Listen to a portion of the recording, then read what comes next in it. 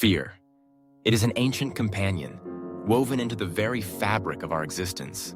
From the earliest days, when our ancestors crouched in darkness, listening for the footsteps of predators, to the modern world, where fear often appears in subtler forms. A trembling before a crowd, a hesitation before a leap of faith. A quiet voice whispering, "What if I'm not enough?" Fear has always been with us. But what if fear is not just an enemy to be vanquished? What if it is also a teacher, a guide, and even, in the end, a doorway to something greater? To understand how fear works, we must first look inside ourselves. Fear is a signal. It is a surge of energy, a tightening of muscles, a racing heart. It is the body's way of preparing us to face what lies ahead, whether it is real or imagined. Sometimes, fear keeps us safe. It stops us from reaching into the fire, from stepping too close to the edge, from making a careless decision. But fear can also grow larger than life, casting shadows across our hopes and dreams. It can build invisible walls that keep us from moving forward, from trying, from living fully. Let us imagine for a moment the story of a young bird.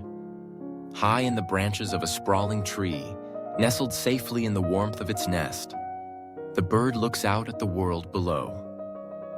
The tree sways in the wind, and the world seems vast and full of unknowns.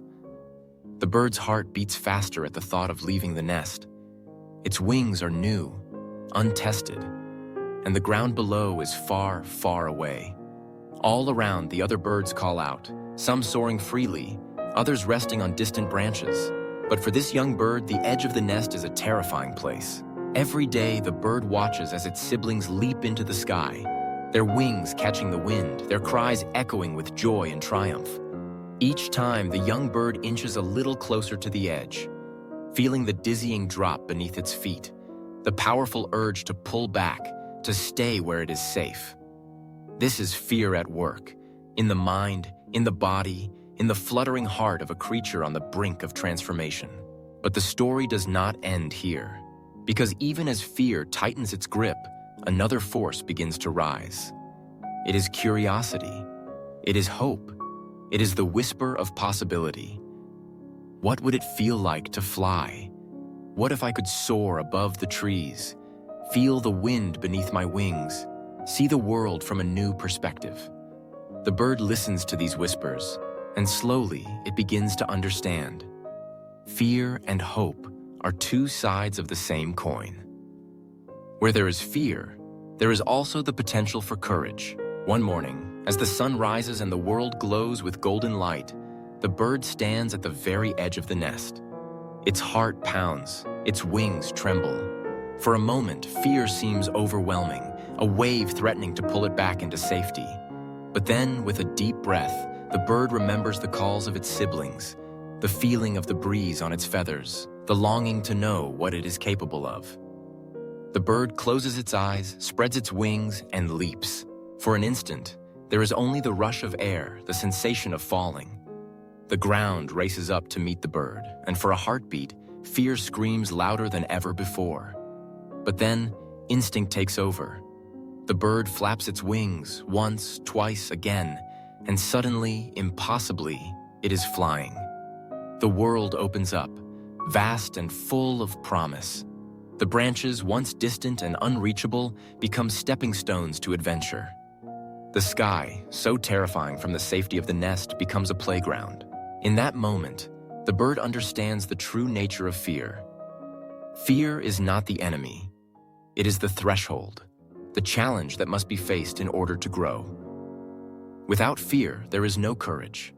Without the trembling leap, there is no flight. The bird soars higher, exhilarated, alive in every sense of the word.